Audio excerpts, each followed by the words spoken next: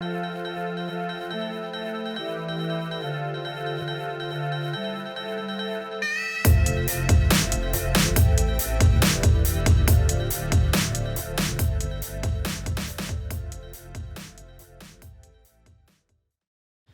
hello, hello. Welcome to Almost 30 Podcast. Hey everyone, it's Lindsay and Krista. We are in studio. We are together in New York City. Glad you're here. We're in the city of dreams, baby. In the city of I'm exhausted. The city of get me the hell out of here. I was like on a high. I mean, I was buzzing when I came. When I landed, I was like, da, da, da. Just felt so alive. And now I'm like, oh my gosh. Well, I feel like if you come in hot like that, Yeah. inevitably, it's kind of like a firework. You kind of Yeah. see like the little tail of the Yes. of the spark and also you see the most people. Oh, I know. It's actually cruel and unusual. I don't know how it would be now, but like in the past, I'm almost the opposite to a fault where people are like, you were here, that was rude that you didn't reach out. I know. But I think there's a happy medium. I completely agree. I was thinking about that because, yeah, I was just, and I realized that because I do that, sometimes I don't show up to things as my best self. Sure. Because I'm so tired. Like when we had that breakfast with a friend the other day. Yeah. I was, dude, she's like, you looked a little sleepy and nothing was entertaining to me. Like I'll just get super like, my Capricorn side will come out. I'm just super judgmental. I'm like, you're like, I have Slack messages to respond to. Exactly. That's the thing too, is going in work hours is hard for me. Yeah. Because I'm like, oh, I need to work. And yeah, so I actually want to do it. I want to see less people so I can show up better for the people I show up for. Yeah. Because right now it's just, or it's just either the best or not. or the worst. Yeah. Or just having like, every single night, no matter what, I'm going to bed at this time. Yes. And like kind of planning around that. Boundaries. I've kind of like thought about that with trips and stuff. I'm like, Yes. as long as I know I'm going to get 8 hours, I can do this. Do you know what I mean? No, 100%.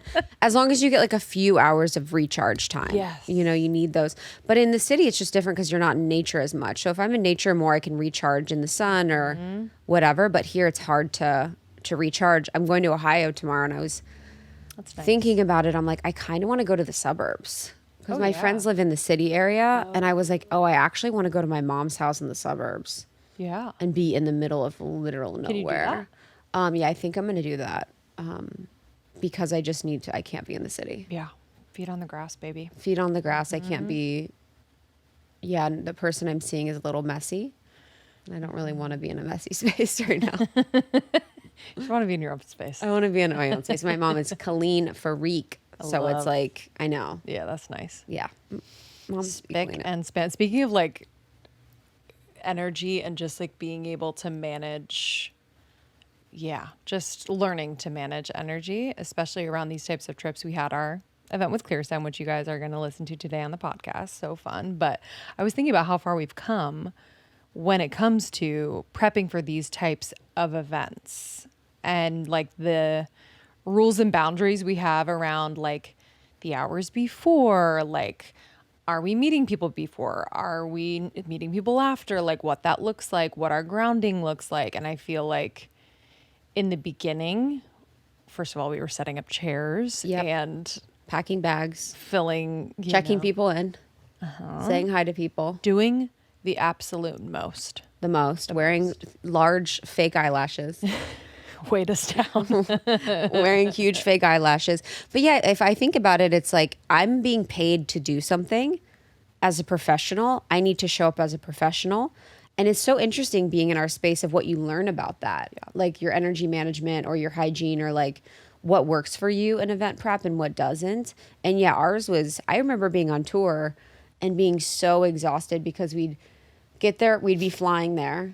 We'd be in a place we don't know. We'd have to go do a walkthrough. We'd have to get all the sponsor stuff. We'd have to set it up, say hi to everyone. Like sometimes while we're setting up, we would like recruit. People would get there early. We're like, oh my God. Hey. Dude. I was like, I'm so excited to see you. Can you like grab like can you support us with like putting those cups out? I know. Yeah, we've come a long way. So now with events, Krista and I just have an understanding that one, before we go on, probably like, I don't know, an hour leading up, we are as quiet as possible. No talkie. No talkie. We make sure that we are in our own energy as much as possible. And we can be around each other because we get it. But sometimes it's hard. And yeah, because people will be like, hey, how you doing? What do you need? Yes. What's going on? How are you? Like, just kind of so sweet and like Yes. catching up and like wanting to socialize. And so we've kind of had to learn to like energetically send a message, whether it's like stand in a corner, face the wall, you know. Just get our own space and room, because it's Yeah. hard to, because for me, I'm like still nervous to talk or Yes, like do totally. things. So it's like, I want to prepare. I want to, and also I get clogged. Like I'm trying to bring through some type of message. And so if someone's talking to me about a hot guy that they met last night at the bar, I'm like, this is messing up Yeah. what I'm trying to think about and what I'm trying to be in flow. So it's very distracting. And I've just realized with speaking more often now, I'm like, prep is so key. Like I feel so much better when I'm prepping. I feel so much better when I have an outline. Because I think before I would be like, if I say that joke, it won't land the same way again. You know, because there's such resonance to like the first time you ever say a joke. Or if I say the thing, it's not going to hit the same way again. But now I'm like, oh, the more you practice, the better things hit. And it is. We had to like get our own little table and be away. And I just am not that fun before things. Like, I don't think anyone would say that, but I don't feel like that. And I just feel like I just need to be in my zone before we can go. And then it's like, you feel so free afterwards. Yes. Yeah. And it's funny because I too like feel that nervousness still which I'm like, I wonder what that is. I think it's like that excitement, just, it keeps it fresh. Yeah. We care, you know, all the things. But, when we got on stage, like I knew it was going to kind of melt away. And then I was like, oh, it is so nice. It's so nice to kind of have that like lead up energy. And then when you get on there and with the preparation, like everything just kind of melts together in like a really sweet moment. Now I just really work on circulating my energy. It's like when I feel myself being anxious, how can I move the anxious energy, if it's in my heart, down to the core of the earth, up above, just like moving that energy in my body so it's not stuck in one place and making me feel a type of way. And just really like being with, taking a moment in the bathroom, being silent, taking a moment for meditation, just kind of moving things around energetically so that it's flowing and not stuck, because you can just get really anxious. And I felt anxious, I think, earlier in the day, and then I was fine because it's so much energy. Yeah. Especially as an empath. And I think the earlier in the day thing is something that, you know, you have to be aware of too. So if you're someone who has something like maybe a big meeting or a big speech or something performative later in the day, it's like, how are you starting your day? I think we said like, let's not schedule a lot at all. Let's like do almost nothing, maybe a workout, like chill. Practice. Yep. But that was it. And it was so key because normally in the past we would have scheduled right up until the event. Same. Yeah. We would have had 3 interviews, done the whole thing. Yeah. It's actually, and that's part of taking it seriously. Like for anyone that wants to speak or present or be on stages or do something, it's like, how can you take it as seriously as possible and act like a professional even before you feel like one? And just being someone, and Sean was saying that too. He's like, when you guys got on stage, it's like professionals on stage. And I'm like, that's how I want everyone to feel, that I'm, you know, just someone that really cares and deserves to be on the stage. Yeah. Through practice, through like the way I speak or through whatever I'm saying. Cause I just, it's so meaningful and I just take it very seriously. And I love the art of it. I love like changing your voice and, you know, when you're like, okay, I should slow down here, or it's just, and you watch people's faces, you see how you catch temperatures. Like it's so fascinating. Yeah. To have that live audience, it's like we do so much recording and haven't been on tour in a while. And it's like, oh yeah, there's so much goodness and nuance. Like when you have people right in front of you. Yes. You know, like I even noticed like there are parts of me that just like do things I didn't practice or didn't do. And I'm like, oh, that's so cool. You're reacting to who's in front of you and what you're feeling. Yes. And thank God our audience is so like with it. They were so present. So cool. It was so good to meet everyone and just be with people and connect. And there were so many people going through relationship transitions. We were talking about this, which was so interesting. to talk about. And also like, I don't want to make dating my personality. Like I'm also like, I don't really want to talk about date. I don't know. I don't think it is. I think that's probably what it feels like because, it was like news to the community, right? And like, I think they're really excited to like support you and just also relate to you in this season. Yes, but of I course. definitely don't think it's your personality. But I do think, you share in such a way that it is super helpful for people. So if they like feel really connected to you because of that, Yeah. I think it's a good thing.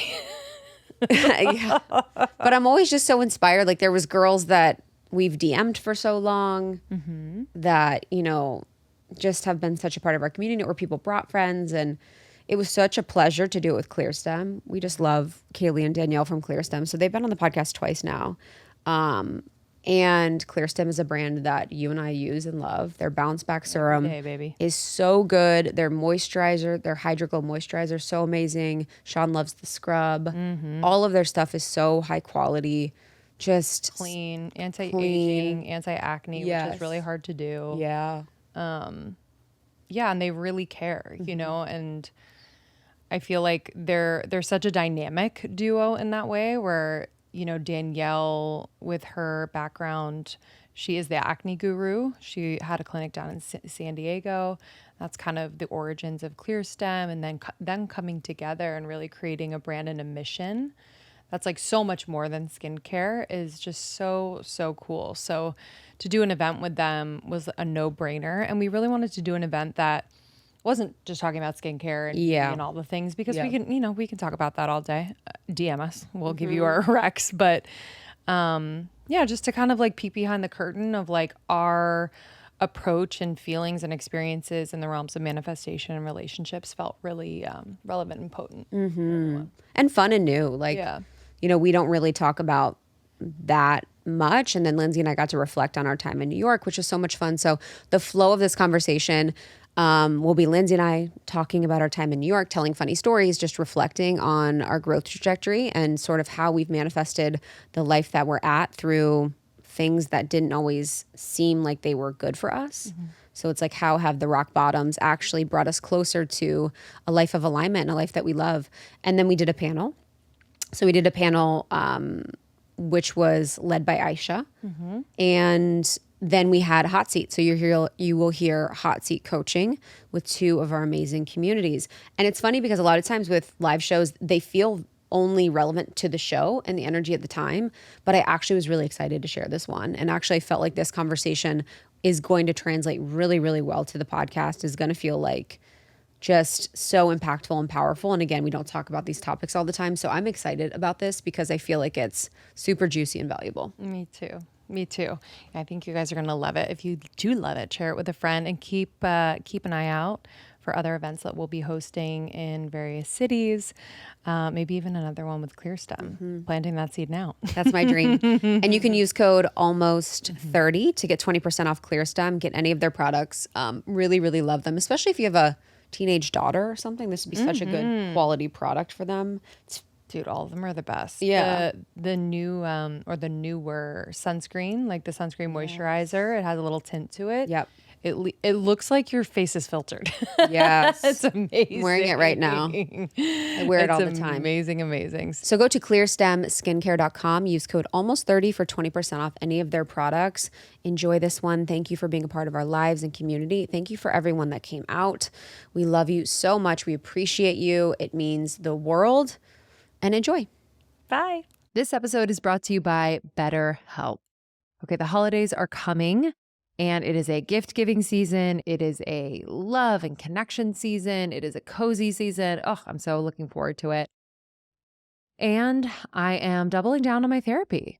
During this time of year, I think it's so important that we give ourselves the gift of therapy first. It is such a gift. In fact, I have been giving myself this gift for years and years now, about 6 years now. I've been with my current therapist for 3 years. I go every other week. And y'all, it is the secret sauce. It is the secret sauce. I have become better for myself, for my family, in every relationship I'm in. I've been able to deepen relationships because of my therapy work on my own. I have become more successful because of therapy. Truly, it is the secret sauce. So if you've been thinking about going to therapy, this maybe is your sign to investigate this really easy, convenient way to start therapy. BetterHelp is awesome. It's done entirely online. It's designed to be convenient, flexible, and suited to your schedule. All you have to do, get this, all you have to do is fill out a very brief questionnaire to get matched with a licensed therapist and switch therapists anytime for no additional charge, which is awesome. Some people are like, uh-oh, what if I don't like the therapist? All good. They make it easy to change if you want to. So as you approach the holiday season, you might need a little extra support being able to have coping skills around family, how to set boundaries, right? How to empower yourself to be the best version of you this holiday season and beyond. How to approach the new year. Maybe you're someone who have experienced trauma or loss. Please support yourself with a therapist. It is one of the greatest gifts you can give yourself. So in the season of giving, give yourself what you need with BetterHelp. Visit betterhelp.com/almost30 today to get 10% off your first month. That's betterhelp.com/almost30. I was just packing my diaper bag for my babe and for me. Diaper bags are for moms and babies too. But I was putting in it our supplements that we need. We're going to go visit some family, and so it's going to be overnight. And I wanted to make sure that I had my supplementation and the babies. And I noticed it was all Symbiotica. So let me just tell you about this incredible brand that we have been obsessed with and using for a couple years now. Shervine has been on the podcast, so please check out those episodes with the founder. But they are on a mission to change the world by empowering people to reclaim their health through education, transparency, and nutrition. And these products are innovative. They are potent.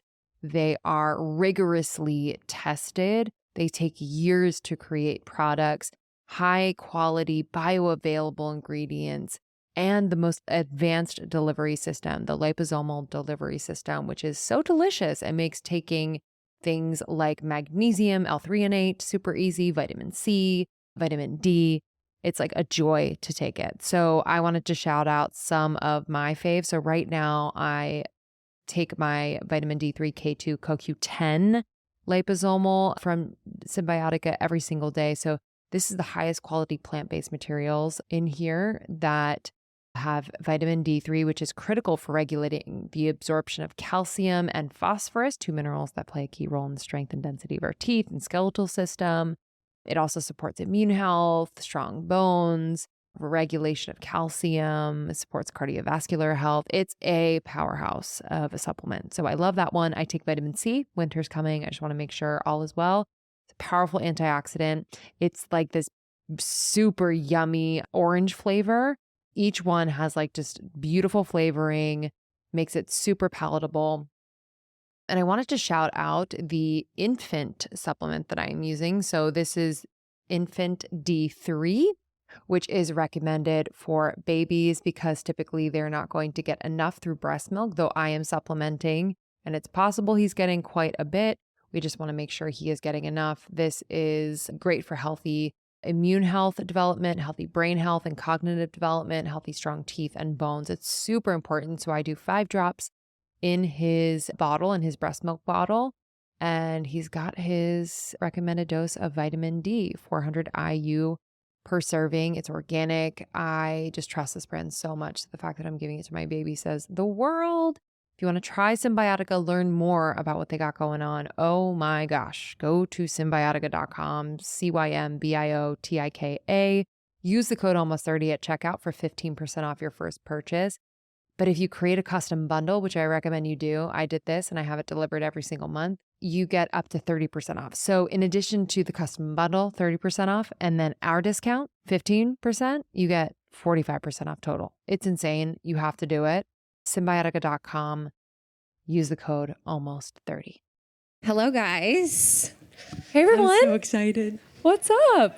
Oh my gosh, I'm so excited. Need to just wanna see ya. bite everyone's heads off. Dude, when you have Influenced by Barbie. two heartbeats in your body, you get very nervous. I know. I am literally so excited and nervous to see you. I feel like it's been a second. How's everyone doing? Yes. Everyone looks beautiful. Got the most beautiful audience of them all. Okay, who here has listened to Almost 30? How many? Okay. The rest of you will be subscribing before you leave on your phones. So don't worry. We hosted a New York event like a month ago, Yeah. and like maybe 10 people didn't know what Almost 30 was at all. They're like, why are you talking? Who are you? So I was like, okay, tonight's going to be better, but it's always fun to have new listeners. Yeah, I'm so grateful to be with you all. It just is so special. You know, Lindsay and I really built Almost 30 by going on tour. When no one asked us to go on tour, we went on tour. We were working full-time jobs, and it really built the community, which is so important to us. And also ClearSTEM. ClearSTEM has been such an amazing partner. We're so grateful. We love them so much. We all have blue eyeshadow on tonight, if you guys look close. And New York is someplace that is so incredibly special to us. I lived here for 2 years in Long Island City with my then husband. It's no big deal. But it was a place that I was really struggling, and a place that I really grew a lot from. Yeah, New York. Anyone have like an interesting relationship with New York? Love, hate. It's a Gemini in astrology. Yeah. It's a Gemini city. Yeah, New York. I put so much pressure on New York when I first moved here in 2011. So I moved here 6 months after I graduated from college, and I was like, I am coming to New York to make it. I want to be a star. I want to be on Broadway. I want to be a film actress, or I want to be on television. Honestly, I would have taken anything. And what I didn't realize about this whole process of manifesting your dream is most of my energy at the time was planning for this thing to happen, putting so much pressure on this place to make me who I wanted to be, not realizing that it was already within me. So needless to say, I was planning to come to New York, and by planning, I mean bartending at home to prepare for the bartending job that I had to have in New York if I wanted to be an actress. And that was at the Yankee Doodle Tap Room in Princeton, New Jersey. I had an overstarched, oversized shirt. I was bartending alongside like two 60-year-olds who had been there for a combined like 80 years, no joke. And I was serving like 4 drinks an hour. So it wasn't quite the preparation I needed for the New York bar scene, which I just threw myself into. It's the frenzy of like 5 people deep, the sparkler burns, bringing like bottles to tables, and just kind of the drunken shenanigans that you encountered every single day. And instead of being cast in like what I wanted to be like an NBC drama, maybe some Law and Order, I definitely cast myself in my own like melodrama marked by like wild dating, a circus, truly. Anyone dating right now? Anyone find it interesting? Don't be shy. Hands are halfway up. We're like, are we? Yeah. We're like, we don't know. There was a moment that I was like, oh, I'm doing this wrong. It was like when Tinder entered the chat. Remember that time when you're like, whoa, okay, so I don't have to leave my bedroom to do this. And I realized that I went out on a date with someone that my roommate, a guy, my best friend, was on Grindr and also was talking to the same guy. And I was like, oh, this is just, I don't know if I'm doing this right at all. And New York just kind of kept feeding me these chaotic moments because I was used to the chaos. I was used to being dysregulated in my nervous system and used to just feeling like I always had something to do better, this fight or flight response. And it was marked at the end of my time in New York by like this biblical event where I got bed bugs. And I was like walking around New York with a full body of what I thought was an allergic reaction to alcohol. And it was really just bed bugs over the months. But it was just such a moment of contrast for me. And when I look back, I know that God, that spirit, was just planting these certain moments in between these chaotic ones to remind me of what is true and to remind me that I don't need to be doing the most and trying to reach outside of myself to know who I am. And one of those moments was when I was working at my bartending job and my husband walked in. He's here in the back. Everyone That's our guy. And I felt a peace and calm. And I was like, oh, this is weird. I don't know this feeling at all. But I really believe like God's Spirit is really reminding us all the time of how you can feel, reminding you of the surrender and the letting go that must happen in order to really create the life that you love. So New York, needless to say, has been quite an up and down and all around, but it has been a beautiful coming home. And yeah, I'm just so happy to be here. Meanwhile, in Long Island City at the same time, I had moved to Long Island City for love, which didn't work out, but it was working out then, kind of. So I was in Long Island City and I just wanted to find my purpose. I was like, I need to find my purpose. I hated the corporate world. I was like the one that was in the cry room all the time. I was like so dramatic. I was like, why are we here past 5? We don't need to be here. Like everyone's done with work. Like the worst person to manage, truly, like hell on earth. And I just was desperate to find something. Like I wanted to find connection to spirit, to source, whatever. And so that led me to do drugs on the weekend. I was like, I want to feel something. So I was doing Molly all the time. And I'll never forget one time in Long Island City, I was at the grocery store with my then husband and we're walking around and I was like, my priorities then were being thin. You guys know my body journey story, just someone that was obsessed with how I looked, and then also finding spirit. So I looked in my purse and I was like, oh my God, here's a diet pill. I'm gonna pop a diet pill because we're grocery shopping, as you do. Wasn't a diet pill. It was Molly. So we're at the grocery store and I'm starting to like feel the vibe. I'm like, yo, what's up? Like feeling it. And we get home and he's like playing music. He used to like DJ at home. I know, cool. So he would be like DJ and I was like, he stopped. I'm like, don't stop. And I was like, I'm tweaking right now. Like I was like, dude, I'm rolling. Then I was like, fuck, that was Molly in my purse. The scariest feeling ever is to be in a studio apartment on a Monday evening rolling your face off with like nothing to do. But I was like desperate. So I made him play music for like 12 more hours and I like sat on the floor as I was desperate to get over my Molly roll. But my second thing in New York was really SoulCycle. Was like, I found SoulCycle. I thought I found my thing. I was like, I want to be an instructor. I want to be up front. I want to be like, have abs and all of that stuff. And I thought it was my purpose. I would be on the subway riding to SoulCycle at 5 a.m. in Phi because I had a friend that got me free classes because I could not afford it.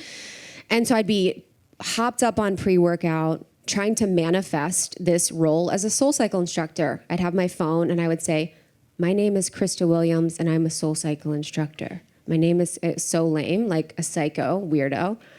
And I tried my best. I had my audition, which I didn't get at SoulCycle. And eventually it led me to Lindsay because we know that Lindsay was a SoulCycle instructor herself. So although that path didn't lead me to where I was meant to be, it didn't lead me to my purpose, to my end, it eventually led me to Lindsay. And that was the most beautiful offering for me because there's no way I could be a SoulCycle instructor right now. There's just no way. The body couldn't do it. The skin couldn't do it.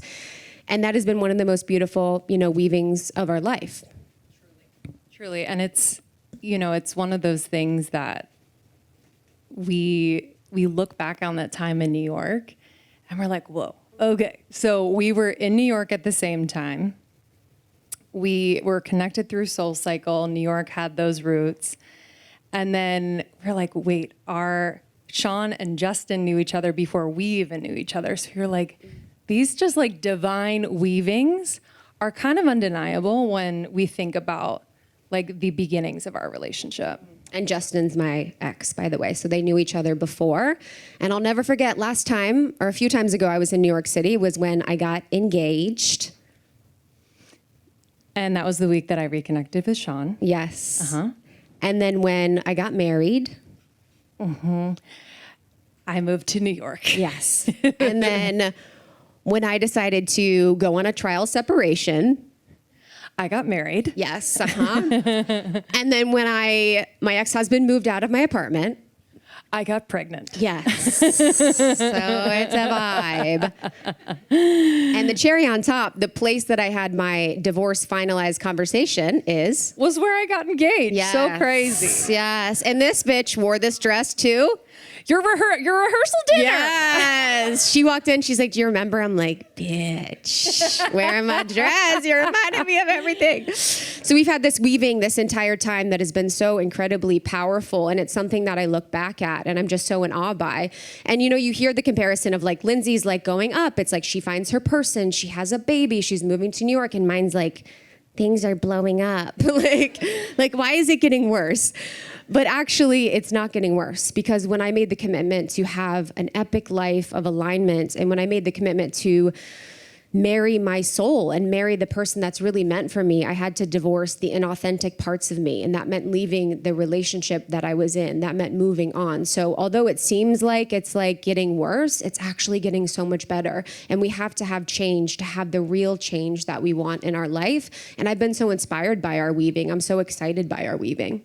And it's just really taught me so much about the container of friendship. So I'm sure all of you have deep friendships. And I consider my relationship with Krista as such a portal for manifestation in such a big way. To be able to just hold one another, to witness one another as we move through life, whether it is an up or a down or a zigzag or whatever way. I see myself in her and vice versa. We are able to be truly happy and enjoy for when things are joyful and be truly in witness and support when things aren't so great.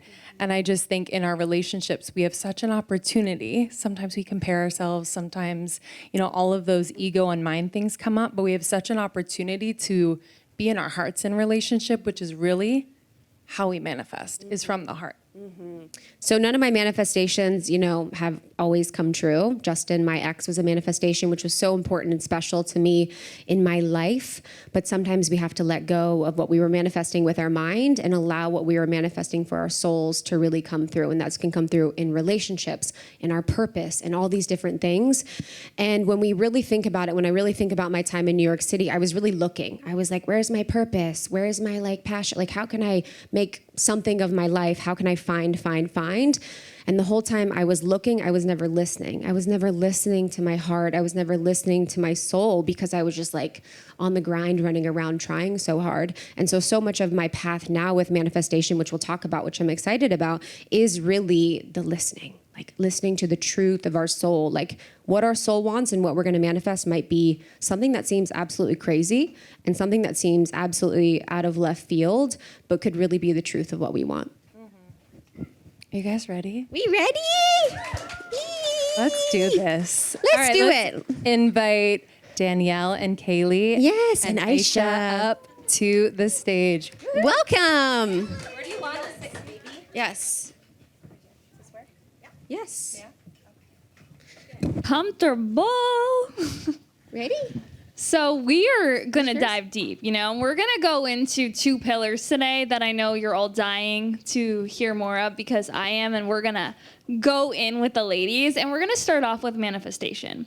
You know, we're all in this one life to make it our most abundant dream reality, and I think all of you ladies up here are such inspirations in light of that with everything you've created in your abundant realities that you guys live today, and I really want to unpack that. So I want to open it up, and I want to direct it to all of you, and I want to really uncover, you know, how have you guys truly with your own journeys with manifestation and the law of attraction created these abundant realities that you're living today? Kayleigh, do you want to kick it off? Yes, thank you so much. So manifestation, we've been hearing that word for, you know, X number of years. It's been around forever, but I feel like because of the rise of podcasts and just more access to information, we've been hearing it more. But how many people in their life have just felt like they wanted something and at some point it happened? It's a hand. Yeah. And some people write it in a journal. Some people share it with friends. Some people visualize it. There's so many different forms of creating the life that you want. But the most important thing is to feel it in your body and to put it out there in some way. So for me, it's always been visualization. And I didn't even know that was a tactic until all this more information around manifestation has been coming out, I'm like, oh, I guess I'm a visualizer. So as long as I can remember, I would many times either at night or in the morning, I would just visualize things in life. I remember growing up, I grew up in Pittsburgh, but I always wanted to live in a big city around a lot of different people. I feel like the town I grew up in, there's a lot of the same people. It was like copy, paste, copy, paste. And I craved being around people of different cultures, of different ideas. I had a really hard time connecting with people that had one train of thought. I was a big why person. I would like literally get in trouble for like asking too many questions. You can ask my mom. I would like never shut my mouth. If I'd be told something, if I'd be like told to do something, I would just continually ask why. Like I didn't know how to just do something I was told without understanding it first. So I had this deep urge to want to understand the world, understand myself, understand what other people were thinking and why they were thinking a certain way. So again, back to manifestation, I would visualize when I was laying in bed at night or in the morning. For me, it's in the morning. I wake up, I probably lay in bed for a solid 45 minutes before I wake up. And I visualize my day. I visualize the type of people I want in my life. I visualize relationships. I visualize different ideas that we're building with ClearSTEM. I visualize the way I want to see myself, the person I want to become. And I did this from such a young age. I remember feeling like there were so many times in life where I just felt stuck, where the life that I was living is not the life I wanted to live, but I had this vision for something so much bigger.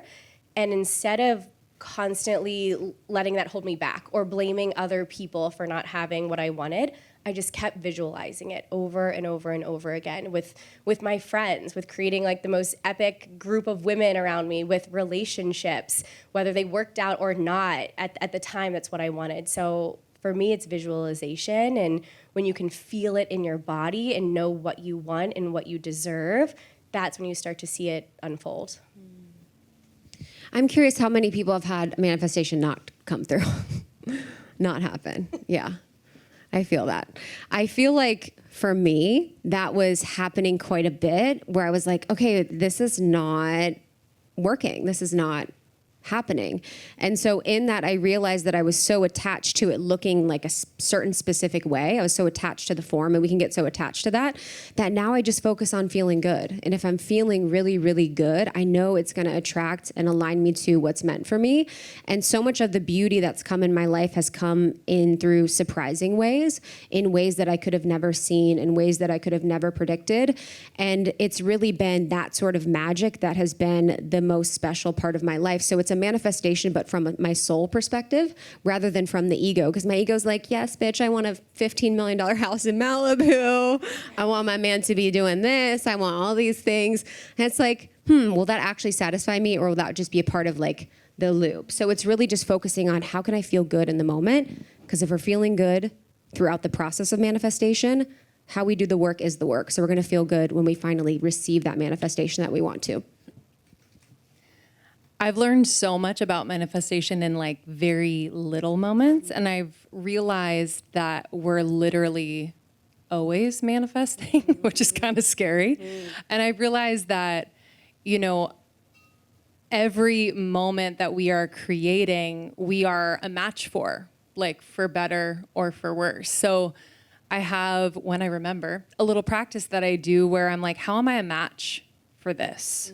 You know, whether it's something that's really frustrating, maybe challenging, or maybe someone comes in to a moment with me or my life, and I just wonder like, okay, how am I a match for this? And how is this really supporting my growth and evolution, whether it's challenging or not?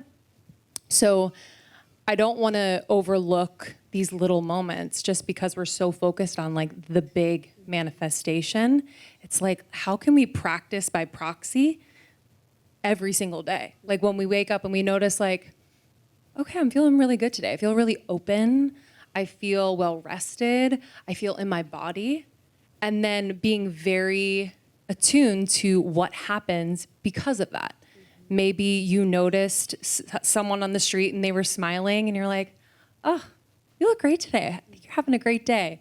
That feeling that you get from saying that maybe influences your next interaction, maybe the meeting at work. And it's just this really beautiful observation of your life that I think manifestation yeah, it really boils down to. I love that. You just reminded me of a quote that someone told me a long time ago that said, "You've made an appointment to be exactly where you are." And you can apply that to like any situation, anywhere. And it's, well, I can't remember who told it to me, but it always stuck in my head. You know how someone will tell you something and it just sticks in your brain and just becomes part of how you operate? Thanks for reminding me of that. I never actually looked at anything as manifesting. I always just thought like, no, I'm creating something. It might have just been my nature to be in my brain rather than my heart, which is something that I think a lot of us have to learn to balance, but also to just be okay with it. How you operate it's not good or bad. Learning yourself and expanding awareness is the key no matter what. So for me, in terms of manifesting my dream life, it came from spreading positive energy.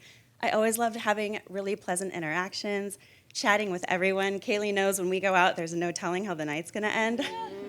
It's true. I literally say yes to everything that's not like super dangerous. Sometimes it's dangerous. Tell but us more. Sometimes I go home, sometimes I don't. Yeah, sometimes I wind up on the back of a motorcycle and I'm like, I just met this person. But saying yes to things and always having the door open to experiences has been my secret sauce. And it just keeps me in a constant state of growth and learning is my drug. Like, if I had my way, I'd be like in a lecture room all day learning about like random things and just always learning and interacting and making new connections in my mind. And that's the state that makes me happiest. So as long as my work feeds into that, I find myself essentially manifesting exactly what I want. We love formulating products that help people. I love solving puzzles. I struggle with acne. Even though I'm like almost 39, I'm still like the most acne-prone person ever. And I did Accutane 3 separate times. And I was like, well, this is bullshit. So I was like, no, I'm gonna figure it out myself. So I went back to school at night and got a license to do skin. And while I was there, I was like, this is the career I've always wanted. And every other door that was an option just shut.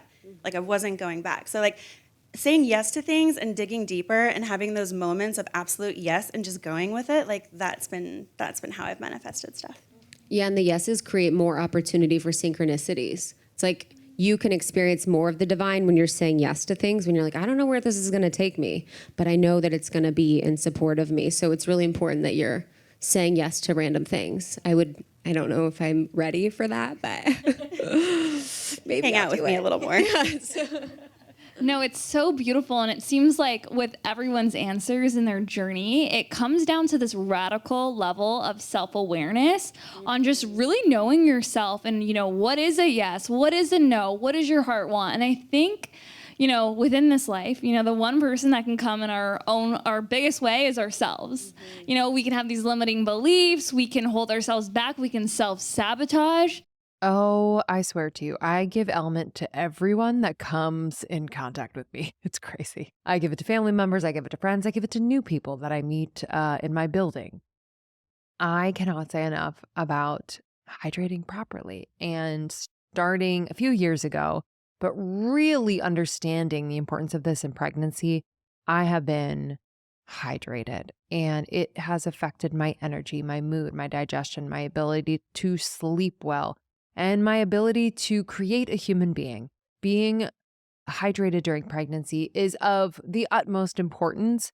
So I would use Element every single day. So I would put Element in my water, shake it up, and this would be just my best friend. I would take it around with me all day. Element is a tasty electrolyte drink mix with everything you need and nothing you don't. So that means a lot of salt and no sugar. It contains science-backed electrolyte ratio, which is a mix of sodium, potassium, and magnesium. There's no junk in this. No artificial ingredients, no gluten, no fillers, no BS. There's literally just all the good stuff. And so this is really great for anyone who experiences headaches, muscle cramps, fatigue, sleeplessness, and other common symptoms of electrolyte deficiency. This is for anyone who works out on the regular. This is for any human being who wants to be hydrated. It's incredibly important to replenish electrolytes. If you are just drinking plain water, it is not enough to hydrate you. You need to make sure you are getting the minerals that your body needs, the systems in your body need to function properly. The nerve impulses, the hormonal regulation, the nutrient absorption, the fluid balance, all depend on electrolytes. So it is so important. I highly recommend these flavors. Orange, so good. Chocolate, amazing. I know, it's surprising, but it's so good. I also love the raspberry, but there's a bunch of them. And actually, right now, Element is offering our listeners a free sample pack with any order. So that's 8 single serving packets free with any Element order. This is just a great way to try all 8 flavors. Or you want to share the Element with a friend like I do. Get yours at drinkelement.com/almost30. That's drinkelement.com/almost30. This deal is only available through this URL, okay? drinkelement.com/almost30, drinkelement.com/almost30. Okay, I don't know about you, but sometimes after summer, like my skin needs a little love. From like being in the sun a lot to being in the air conditioning, all of which can take a toll on your skin. So I wanted to recommend, because I'm using it and loving it, Osea's Undaria Exfoliate and Glow Duo. It's literally just the thing to rehab your skin. So it's this dynamic duo that has 2 of their best-selling products, which are infused with seaweed, and you're going to love. It's so yummy. So first is the Undaria Cleansing Body Polish. This one I use in the shower. It's an exfoliating, beautiful shower essential. Okay. It's a unique gel to milk texture. So I just rub this all over my body. I get all of the dead skin cells, leaves my skin so freaking smooth. It's amazing. After I get out of the shower and I towel off, I put on the Undaria Algae Body Oil. It seals in hydration after the shower. It moisturizes and it smells so good. It's rich, not greasy. It's perfect. Honestly, it's so perfect. So the perfect way to try both of these is with the duo. So save 60% on the Undaria Exfoliate and Glow Duo. Plus with our promo code, you'll get an additional 10% off and you'll get free samples. They do this. They're the best. They put free samples in your package with every order, and shipping on orders over 60 is free. So enjoy that. So prep your skin for fall and winter with clean vegan skincare from Osea. And right now we have a special discount just for our listeners. Get 10% off your first order site-wide with code APOD30, APOD30 at OseaMalibu.com. That's APOD30 at OseaMalibu.com for 10% off. So I know all of you guys are huge on self-growth in so many different ways. So I would love to actually understand each of your own journeys, with self-growth, and particularly like what parts of you did you have to let die and let go of to step into the new you, who can also allow these manifestations, like the abundant visions you see. Everything just happens for you, Kayleigh. I have a personal relationship with Kayleigh. She wants something, she visualizes it, and then the next day it's there. So how did you get to this level? Had to let go of a lot. I'm a chameleon at heart naturally. I can blend into any room, recovering people pleaser, which I know a lot of us are, but I can say exactly what people need to hear to make them happy. I can go between different groups of people and just easily blend in and fit in. And I learned to do that from such a young age. My parents are divorced, and it was 2 very separate households that I grew up in, 2 completely different personalities and ways of growing up and rules. And it was challenging, but I learned how to flow within both. So as I continued my life, I found myself in a lot of groups of friends through high school and college that I wasn't necessarily always happy with. I had my select, oh my gosh, amazing friends, but would find myself in groups where I just look around and I'm why am I with these people? These aren't my people, but this seems like these losers. Yeah. One train of thought. Yes, and I didn't feel aligned, but I didn't really know where else to go because I was so good at being a chameleon, and I wasn't used to completely standing on my own instead of blending in. So that led me to graduating college and immediately getting in a relationship and getting engaged within a year and getting married very quickly. And it felt like the right thing. I blended right in, we meshed so well, and everything felt very easy, which is not always how it should feel. There's certain aspects it should feel easy, but it was almost too easy looking back on it. It looked like fairy tale, too perfect, never arguing, just flowed together, but it wasn't deep. and it wasn't impactful, and it didn't challenge me, and there was no passion, and then there was no excitement. And one day I woke up, it's funny, if anyone has dove into Saturn return, it happened like right on time of my Saturn return. I feel like I just woke up one morning and I was like, this isn't me. This isn't the life I want to live. I haven't worked this hard, like mentally and as a person and evolving who I am for my life to look like this. And for a lot of times I actually blamed myself. And I was like, oh, this is a really nice man. I have a really nice life. Like, what's wrong with me? And then I realized I was just being a chameleon and just being what everyone wanted me to be, but never stopped to think, like, what do I want in my life? Who am I? And as I grow as a woman, what kind of life do I want? And I love passion and excitement and fun and challenge and debate. And I want to be pushed in different ways. And so for me, the really big turning point is I said I wanted a divorce. And it was the hardest thing ever. I kept trying to push it. I kept trying to make excuses as to why I wouldn't do it. I kept trying to hype myself up like, no, I can change this. And it took like 2.5 years for me to say I wanted a divorce. And once I did that, it's like the shell on my body shattered, like a snake that had shed its skin. And all of a sudden, for the very first time at 29 years old, I was figuring out who I was and what I wanted.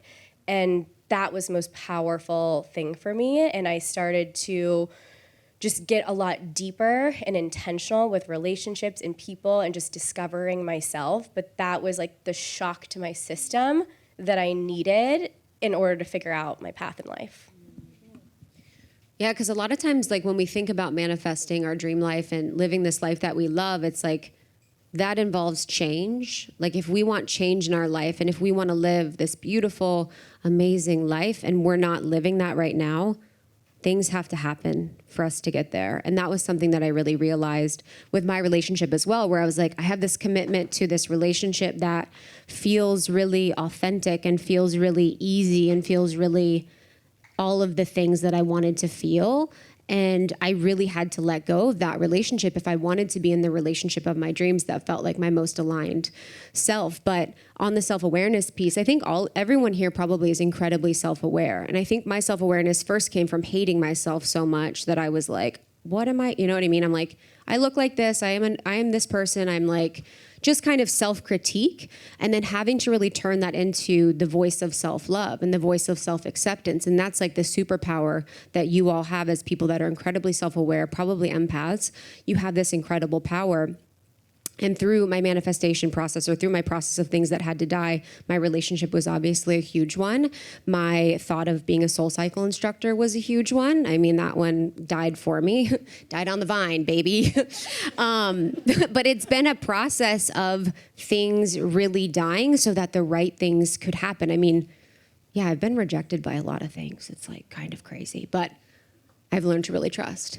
Yeah, it's that redirection. Yes. It's always in retrospect, but Yeah, I think as dude, it happens 100%. more, then you're able to catch it in real time where you're like, oh, okay, this isn't going to be the rock bottom. This is only going to be a pivot in another direction.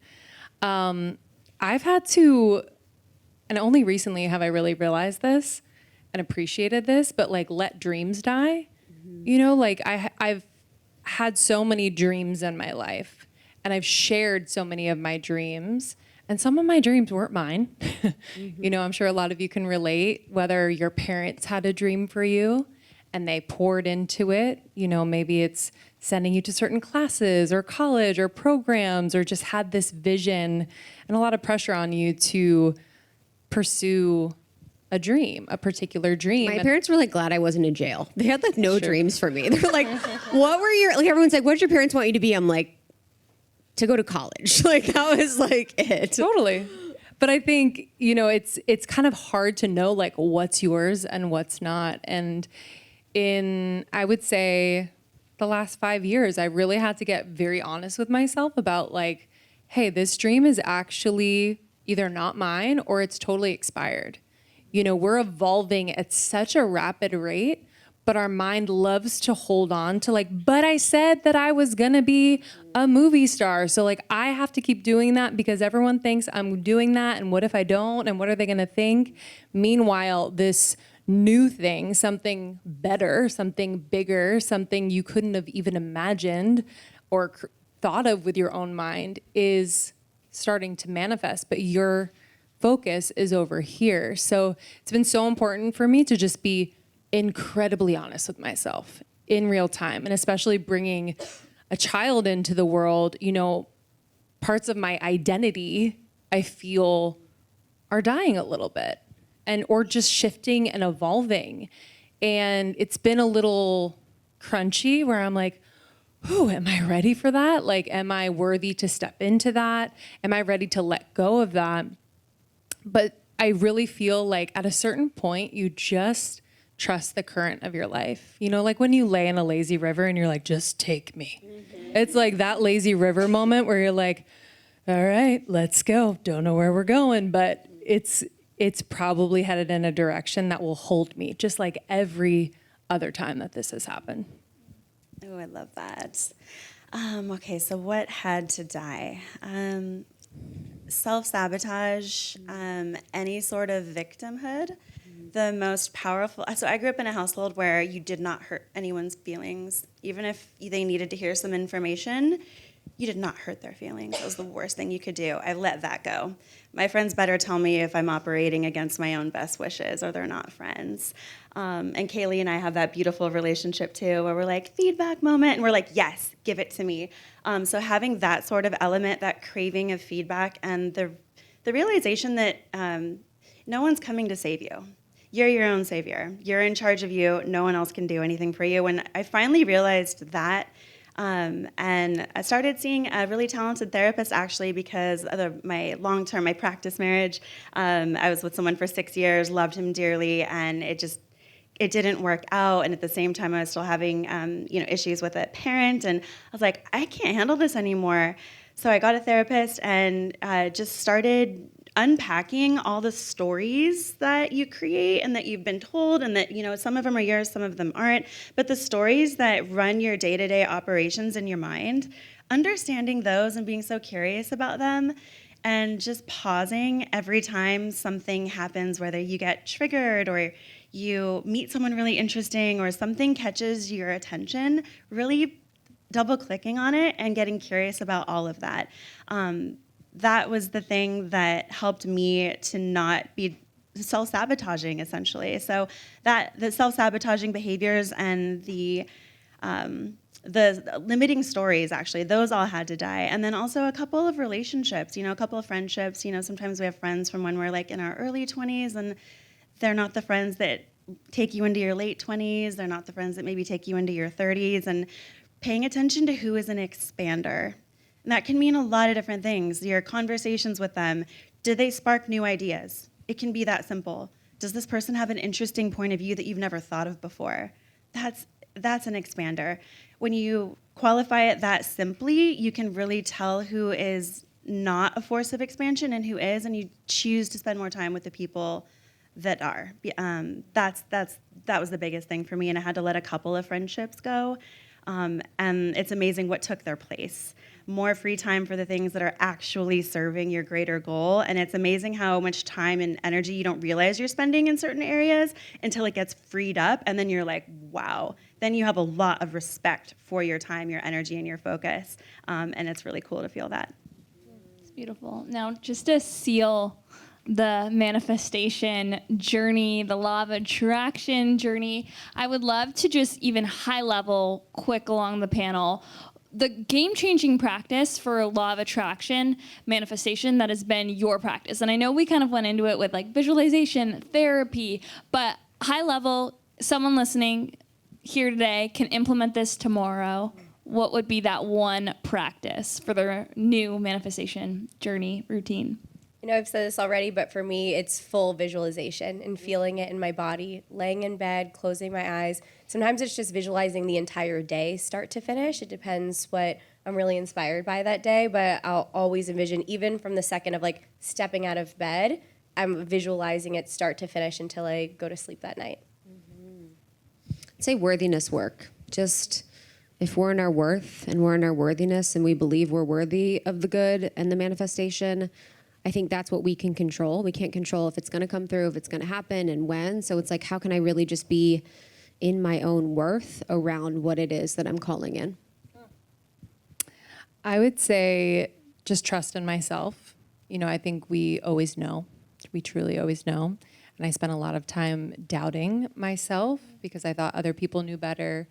And so that's been a big part of my work. And I've kind of discovered that through therapy. So I would say therapy is a huge manifestation tool. Yes. I got to work with this amazing executive coach. It was like $12,000, so this is a really juicy nugget of information. One of the exercises, the first exercise that he had me do was tell my life story in 15 photos. So going back, asking my parents for whatever pictures they had of me, going back through my phone and trying to be like, okay, I guess this has been my life up till now. Then you're like, okay, you unpack that. Then you write down your new life as if it's a movie, as if you're handing the script to a director and they know exactly what the characters are wearing, how the characters interact, where they live, writing it down that clearly. And then essentially it's a visualization too, but when you put pen to paper, it's like your subconscious saying this is now going to happen. And for me, it creates dissonance if I don't keep up with that. If it's not congruent, it creates dissonance. And that was the major exercise with this coach, was writing your life down as if it was as vivid as a movie. And I remember it to this day, even though it was a couple years ago. So I go back to that and revisit it and then rewrite things down that I want to happen. And it works every time. I love that. You can just take what you want and you can stack them, like write that script, visualize the hell of it, and then know you're worthy and trust. It's so beautiful, and I love that this is recorded because we can re-listen to this and apply it. And this is like a perfect segue into this other pillar that I know we're all wanting to hear from you ladies on, and that is relationships. You know, our relationships that we build in this life are everything, romantically, professionally, friendships, personally. And I know all of you guys have your own unique journeys with cultivating the beautiful relationships that you have in your life. And I know a lot of people listening and here today would love to hear, you know, your own journeys with manifesting the quality relationships that you have in your life. And you're all at different phases of life, which we know. And I think that's such a beautiful thing because it's going to hit for everyone listening, for everyone depending on what phase of life that they're in. So everyone wants to start with where they're at with this. I can start. I'll talk about friendships because I've been talking about that old relationship for a while and nothing else is going on. So friendships was such a learning thing for me. I mean, for so long in my life, I was like in friendships and relationships that I would just self-erase. Like I would be the sidekick. I would be in full in service to them. I would never actually show who I truly was. I would be in these like very codependent relationships, sometimes with narcissists. Narcissists love me. As much as it seems like I'm on stage and I'm talking, when I'm in deep relationship, I can really just kind of fully have the experience of the other person. So I'd be in those relationships that just were not serving me. And so moving to a space of having deep, intimate relationships with true intimacy with women has been one of the biggest manifestations of my life. And to have that, I had to really be honest with myself and just be very clear about where I was hiding, where I was not being authentic, what I was bringing to every relationship, how I wasn't showing up in my fullest in every relationship. And Lindsay's been, you know, the perfect playground for my truest manifestations of deep relationships and having a space where I can really be myself with women. I can really be loved by women and healed by women and seen by women.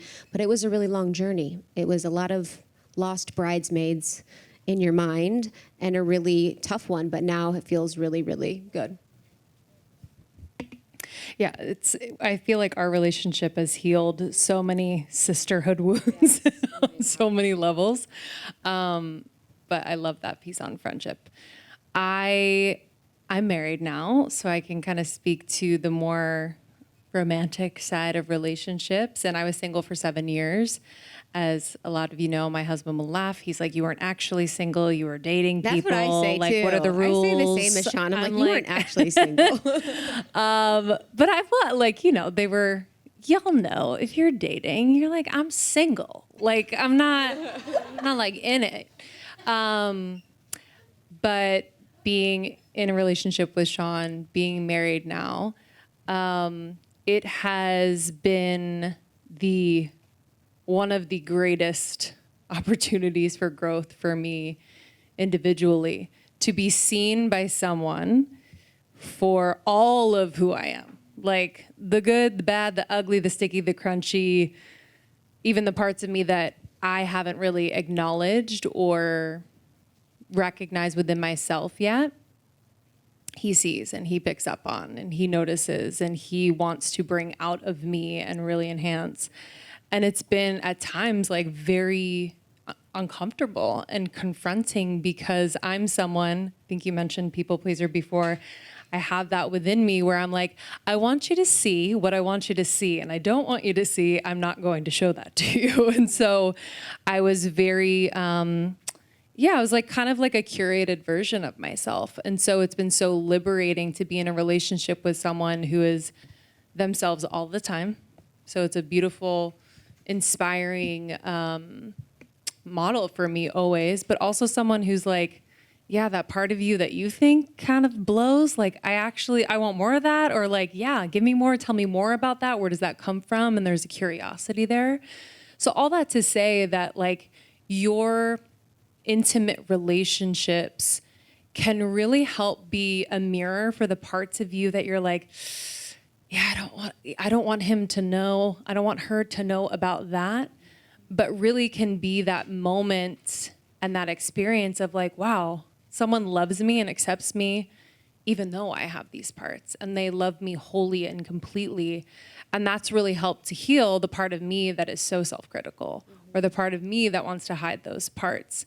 So while I thought the romantic relationship would, be one thing, it's become so much more because I've been willing to just kind of let go of who I thought I had to be in relationship and really just be all of who I am. And for anyone dating right now, I think that's the secret sauce. The sooner you can be yourself, the better.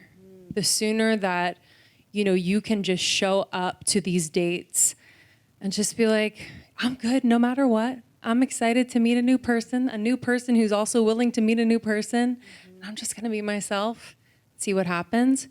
You will start attracting people who will make you feel really comfortable to be yourself. Amen to that. I am actually dating right now, and it's such an opportunity to show up as like a different, better version of yourself each time, because you learn so much. You're like, okay, I didn't like that. Why didn't I like that? Or I really liked this. What is it about that I like? So dating has been a really, really interesting kind of like those houses of mirrors where you look different each time. So appreciating it for that versus like, oh, well, this was boring. I could have just done yoga tonight. Having a different mindset has been huge. But the relationship with yourself, the relationship with myself that I've been working on deliberately recently, that has changed everything. And it's changed every other relationship too, because my experience is that I'm not like wanting other people to be anything other than who they are. I have one person in my life who's brilliant. I respect her so much, but she's very risk averse. So she's never believed in what I've been doing. I started San Diego Acne Clinic 8 years ago. She's like, oh, estheticians don't make any money. Look at their salary range. You can Google that, and then, your hours times your this, and that's all you're ever going to do. She had no idea that I could scale it, and that I'd be helping people, and that it would have led me to Kayleigh, and like became ClearSTEM, eventually. So it's like, but appreciating someone like that for the way their mind works, and being like, okay, I see that that's the best possible advice you could have given, or the best possible reflection given where you come from. Like, that is so cool, and just appreciating it and not wanting it to be anything different. That's been like the relationship journey that I've been on. So the more I love myself and I'm comfortable with myself, the more I love everyone else for exactly who they are, and I cherish everything they say, even if it doesn't like totally resonate with me. continuing on the topic of relationship with self, that's something that I've had to really work on. I'm naturally a very emotional person. Like, I cry over absolutely everything all the time. But what I do notice is when I'm constantly being triggered over and over again and becoming so emotional, it's something that I have to stop and actually tackle within. And I didn't know that for the longest time. I didn't know why things would get me so worked up or so emotional. And a couple years ago, it was, in the middle of the divorce and the separation, Danielle and I actually decided to hire an executive coach, an executive therapist.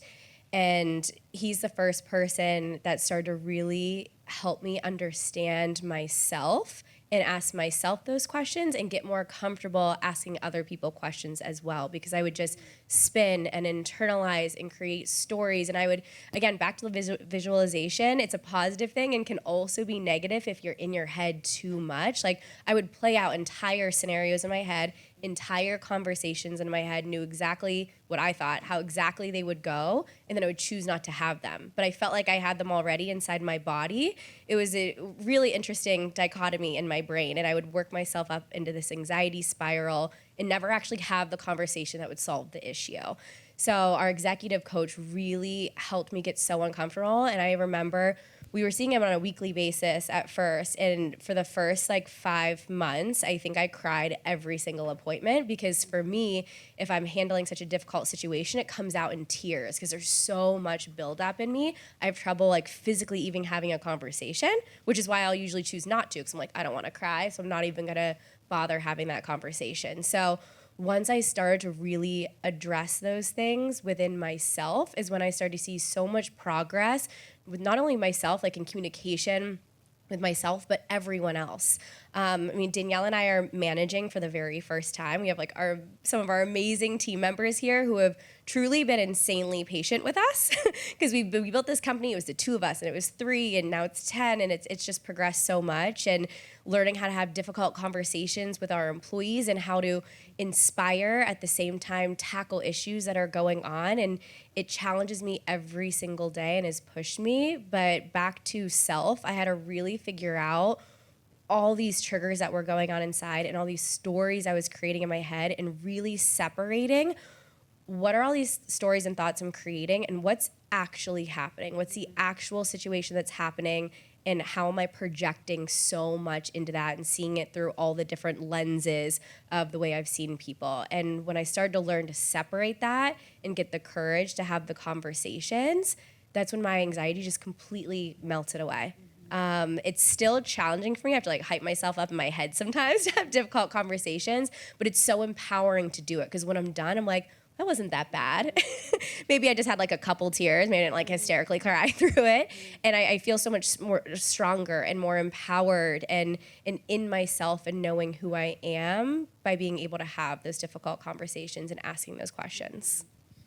Yeah, I think difficult conversations has been my deepest route to intimacy, because especially with us, one of the helpful phrases that we use is the story I'm telling myself. And when we say, the story I'm telling myself, it really pulls us and unblends us from the situation, and it helps bring people in on where our head is at. So I'll say, the story I'm telling myself is that you don't care about this because X, Y, and Z. And then she can be like, oh, well, the story I'm telling myself is that you this because of X, Y, and Z. And then the problem is here, and then we're here, and we're like, oh, that's so interesting that you think that, and that's so interesting I think that. That doesn't mean that you're bad. It doesn't mean that I'm bad. It means that we can kind of see where our stories are running. And then we have more intimacy, because you're like, oh, your story is always about this, or your story is always about this. And then we can work with that in different types of relationships. But my deepest road to intimacy is truly through hard conversations and being able to really stand for what I feel and stand for who I am and stand for my needs and have that be met in relationship is the best feeling in the world. Anyone love having hard conversations? Is so good at it, down for it, ready for it. I used to be down when I was bulldozing people. I'm I love this. And I'm you're this and you're this. It's hard. So I saw 5 hands maybe, and I totally feel you, but I just want to echo Krista in saying that our intimate relationships are the perfect practice ground for these other hard conversations. I don't know if we coined this phrase, maybe it existed before, but the clearing conversation where life is happening. We are growing and evolving. And sometimes we're playing on an old template of each other. Or maybe a past experience that's like pretty deeply ingrained. Like 5 years ago, you know, you did this thing and made me feel this way. And it feels like that's being triggered again. And so these clearing conversations I just want to offer to you all is really an opportunity for you to clear the field, like the relationship field of all distortion, of all misunderstanding, and really kind of give it like a system update. So it's like, this is who I am now, and this is how I'm feeling now. This is what I've processed. This is what I'm working through. Using I statements. We love to do these conversations on a walk to stay in our body and not be staring at each other in the eyes the whole time. But we do it on a consistent basis, and we don't always plan for it. But when it's happening, I know it's happening, and I feel really at peace in my body because I'm like, oh, we're here. This is a really good opportunity. And so if you're feeling in your relationships like you're kind of working on these old patterns or old templates, let me give you the full-on permission to have a clearing conversation. Go on a walk with that friend, family member, maybe your partner, and share your heart, share from your heart. Mine does not need to be involved. And I promise you that you will have a different experience of that relationship. It might be the end. It might not be the end. Most likely not. Yeah. Last thing, something Lindsay taught me was to bring in something positive at the beginning. So it's like my intention is to be closer my intention is to be closer to you. My intention is to deepen our relationship by this conversation. I love you so much. You're all of these things, you know, you're so special to me. And then you can kind of bring in whatever it is you want to clear. It's so beautiful, and it's clearly relationships take work, and in both relationships, like you guys have a coach that you guys work with, and you guys work throughout your relationship as you're building an empire. And I know this applies to your romantic relationships as well. So do you guys have any other strategies, you know, I know it's the same thing, right? We attract what we are. So how we show up in our personal relationships is a reflection of like, also we can take that to our professional relationships. Do you have any other strategies that someone listening can maybe take and apply to their own life to strengthen the relationships they have, deepen them, and have the courage also to show up as who they are? Because also people pleaser, it takes so much confidence and courage to just actually wear your heart on your sleeve and even entertain to have a clearing conversation. I love the clearing conversation. Danielle and I do it all the time. We're always like, hey, can we clean something up? Like, we don't always say things the way we want them to come across. Sometimes something, you know, if we're triggered by something, if we're annoyed by something, the tone of voice, like, we're all not perfect all the time. Sometimes we snap. Sometimes we say something that we didn't necessarily want to say. And you feel that energy from someone else. So instead of letting that energy just linger and be like, oh, no, I can get over it, it's fine. Just like, hey, can we clean something up? And we've gotten so far where we almost clean up for each other. Like, let's say, for example, like I snap for some reason. And, you know, maybe it's during a meeting, right after the meeting, I'll call Danielle. I'm like, can I clean something up? I didn't like the way I reacted in that situation. And I just want to apologize. I just want to acknowledge that I'm I'm aware that I did that and I'm sorry. And we just clean it up really quick. But as far as other tactics, I think it's terrifying to be vulnerable sometimes, but it's so crazy. Like the second you're vulnerable, that I would say 99% of the time, someone else is going to meet you in vulnerability when you can express in a way that you were triggered. So the relationship I'm in now, I'm absolutely in love. I love it. And we've had to work so hard at it. Like the first year was rough. We were both working through our own set of triggers, and it was like trigger. But we wanted it enough that we were willing to work on it. And something that's really worked for us is just admitting when something's triggering us and then explaining why. Because everyone has grown up differently. Even if you have a sibling of the same exact parents in the same exact house, you're going to see the world in two completely different ways. And so remembering that we're all seeing things through the lens of the way we were raised, of situations that happened, of even the tiniest things that happen in our childhood that you can still think back on that were either traumatic for you or impactful for you. And there's these little imprints that happen throughout your entire life that create who you are and the lens you see the world through. So what works in our relationship is when we feel triggered, we just immediately say, not always immediately, actually. We try to immediately say, if not, we do clean it up later.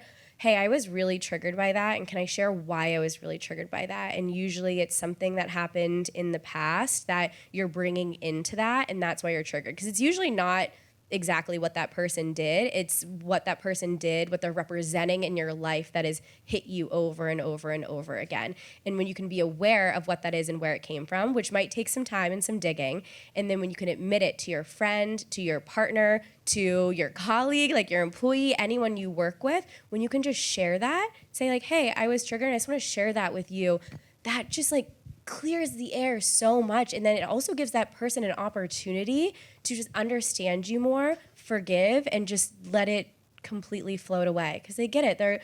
Everyone makes mistakes, or everyone says things in the way they wouldn't want it to be said. So like, I get it.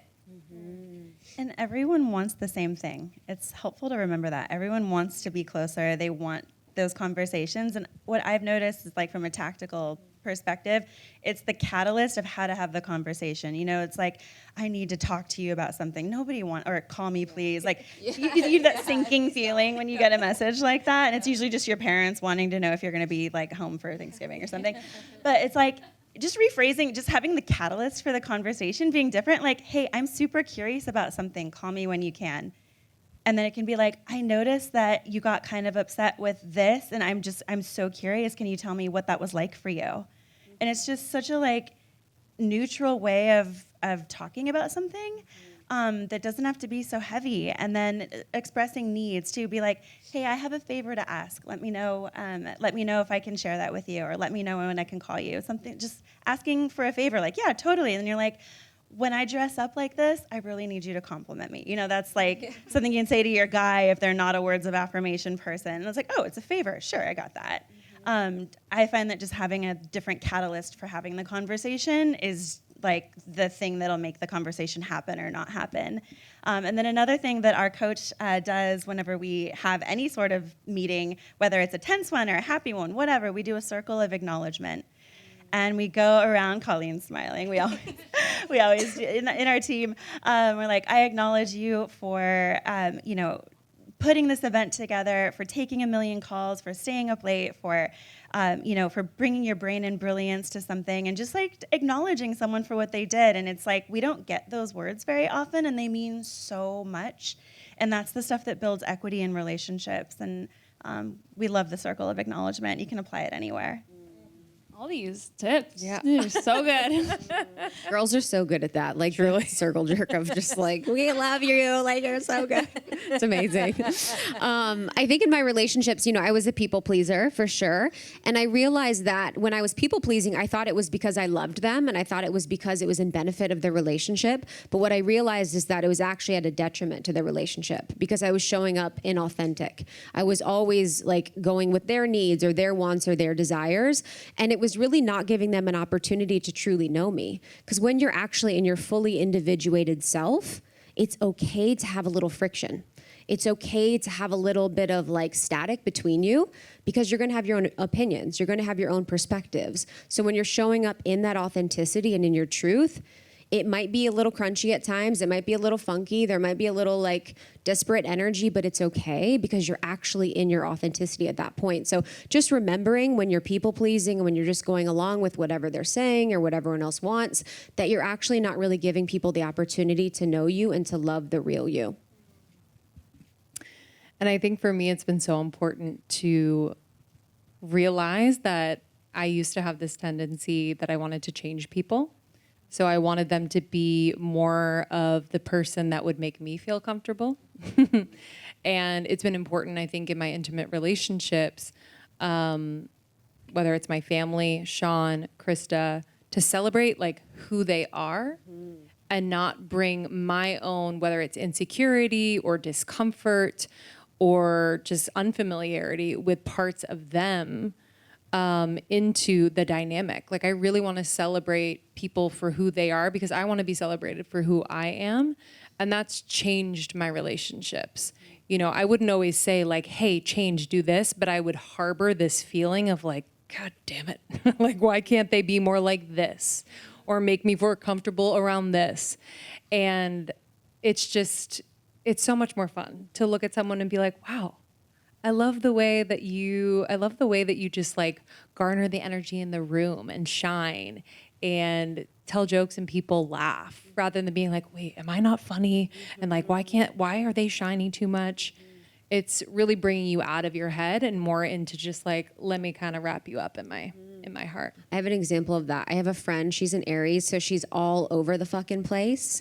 Like, you're on the phone with her and she's like cooking, and then she's talking to the dog, and then she's like cleaning, and then she's like talking to someone else, and she's just like, you're like, why am I on the phone? Like, what's the point? And as someone that's like, so connection is so important to me, it used to drive me insane because I'm like, this feels rude. Like, you just did like a whole tarot spread while on the phone with me, and you're looking at like it was insane. And now I'm like, oh, I fucking love that. We're half in, we're half out. She's getting her nails done. Like, she's driving. Like, we don't know what she's doing. But I'm like, oh, she's just being her. She's being here. I'm along for the freaking ride. Like, letting your friends and letting yourself just be who you are is like the most liberating thing. Oh, so beautiful. It's so inspiring and empowering to like listen to this and now go implement and do the work, because it just is mirrored in your external reality from doing the work. So you're so rewarded from, like taking these courageous leaps, and we see it all within like how you guys live life. So it's beautiful. Okay, I have declared this and I'm proud of it. I am obsessed with Skims. It actually started with their Fits Everybody collection. I have been wearing their dipped front thong forever. It's stretched with me throughout pregnancy, stretched back with me through postpartum. It's just been the best. Like, I love their Fits Everybody collection. And now I've been introduced, to their cotton collection. So this is a collection of loungewear as well as underwear and bras that are so freaking comfy. And that is like my theme postpartum. Like, I gotta be comfy, y'all, or else it just does not work. So the cotton collection is incredibly soft and incredibly cute. I am like super picky about the fit of like everything, and I love the fit, especially of their cotton t-shirt. So I got the cotton t-shirt in black. It is the perfect fit, and it doesn't get like misshapen after a few washes or stretch out on you through the day. This Skims t-shirt is a game changer. It hugs my body perfectly. It's your perfect t-shirt. So the search is over for you. I also got the cotton rib plunge bralette in black as well. This is like a really deep V bralette, but it holds me super nicely. Y'all, I'm breastfeeding, so we got to hold these puppies in. It is comfortable. Ooh, it's so freaking comfortable and cute. I also got the scoop bralette as well as the boy short. It's like a high-waisted boy short, and I kind of wear these as a pair around the house. I basically don't wear a lot of clothes because I got to be able to breastfeed at any moment. And I'm just loving them. They make me feel sexy. It's comfortable. And I'm just obsessed. So I wanted to tell you about them, and so proud to have Skims sponsoring the show. This is their most tagged collection, the cotton collection. It has that classic cotton fabric for comfortable everyday wear. You're going to love it. It's ultra soft. It has natural fibers. So check out the collection, loungewear and undies and bras from extra, extra small to 4X. Believe the hype. Skims has over 100,000 5-star reviews for a reason. And the cotton collection and more are available now at skims.com. Plus, get free shipping on orders over $75. So major. So if you haven't yet, be sure to let them know we sent you. So after you place your order, select podcast in the survey and select our show in the drop-down menu that follows.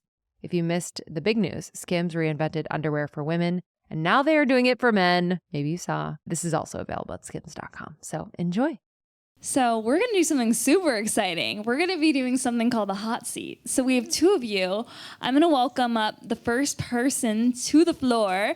And I think this is going to serve so much because the first person we have coming up is Colleen. Colleen, where are you? Colleen, where are you, honey? Yeah, let's go, Colleen. Big money, big money. Bring her down. Come on down, baby. And we've created such a vulnerable space, you know? So we're going to get real. I have Colleen's question. I'll read it. I'll give you a mic. And I think this is going to serve so much because, you know, we're all on our own journeys and you might see some of yourself in Colleen's journey. So, Colleen, I'm going to read your question, but then you can kind of give your own, like, add anything or... Right? So great. Sorry, I was just presented with blue eyeshadow. We thought we'd go with it tonight. Mesmerized. I love They're it. mesmerized. So Colleen, her question was, how do you find the balance between or define your manifestations from an individual serving desire to a broader servicing of the community collective whole? Do you believe true as in authentic manifestations are always in service of the whole as well as the self? And I'll let you kind of like maybe share a little bit on your experience, where the question came from. It's a complex question, I'm realizing. I'm like thinking back to what I was doing when I asked that. I feel like what you guys shared around manifestation really answered a lot of the complexity of the question, which was first asking, how do you differentiate? Like, is this more of a, I hate to use egoic, but I'm going to use mind-focused manifestation or desire versus one that's truly heart-led? How can you kind of decipher them? And I feel like you guys really did answer that in the body, how you feel versus the story that you're trying to tell yourself. And then the second part, what was the second part? Is service to the whole. Oh, like, yeah, how do you know service what to your the whole. manifestation is if it's service to the whole? Yes. So That's a good one. And you just really kind of, good one. Yeah. you're just one of us up here. You can just hang up here. No, but I think it's such a beautiful question. And I think oftentimes so many women that we talk to or work with in our community are so concerned about being in service. You know, oftentimes we'll have people that we coach with the podcast that are like, I want to make a podcast to empower women, or I want to do this thing to help others. It's always other focused. Well, that's really beautiful. Being other focused isn't going to be something that's going to keep you doing whatever it is that you're doing for a very long time. And when we're other focused the entire time, we can kind of lose our center, even if it's for a good purpose of being service focused. So to have the most long-standing energy and focus and drive and passion for what you're doing, it actually has to be self-focused. It has to be in service of yourself and service of your soul. And when you're serving yourself, you're serving the whole. You know, that's like the spiritual practice of oneness, of unity. When we think about it's like service to ourself and our soul is the greatest service that we can do of the whole. And that's what we can control. You know, we think about like, I want to serve and empower women. Then you're like looking at women, you're like, are you empowered? Are you feeling empowered? It's like, who knows? You know, like I want to empower myself through using my voice. I want to do whatever it is. I want to serve all animals in the world by doing whatever. It's like, how can you serve ourselves first? Because that really serves the whole. To put that in a little perspective too, Danielle and I recently went to this amazing ceremony that was all about connecting with self. And there were some women there that were in their 50s, 60s, and 70s. And this was the first thing that they had done for more growth within themselves. And I remember this one woman, as she was sharing why she was there, I think she was in her mid-60s, she started bawling her eyes out and said, this is the first time in her life she had ever done something for herself. Her whole life was about her husband and then her kids, and then it was constantly focused on other people. And then it's like she woke up one day, looked around, and realized she hadn't done anything for herself. So I think back to what Krista was saying, it's so important to spend that time by yourself. If you're in a relationship, even finding that alone time, because sometimes you might not be able to think when other people are around, or we are constantly like in someone else's energy. It really depends where you internalize and think the best, but sometimes finding alone time to figure out, like, am I living my life for myself? Am I creating these dreams, manifestations, creating this vision of my life for me or for someone else? And that sometimes takes some time, because you got to like really take the time to get to know yourself internally, and then to start separating things out and making sure that what you're doing is for you. Because the beautiful thing is when you start doing things for you, that energy it's a ripple effect to everyone else. So it actually ends up serving other people, because you're inspiring other people, and by you being yourself, it allows other people to not only be themselves but also connect with you even more. So when you can be that self, again, it builds even stronger relationships and does actually serve others as a ripple effect. What do you want to manifest, sis?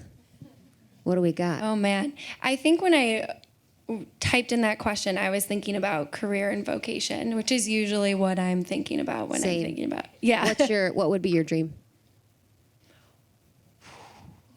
I'm hold being the vision, tested right baby. now, to be honest.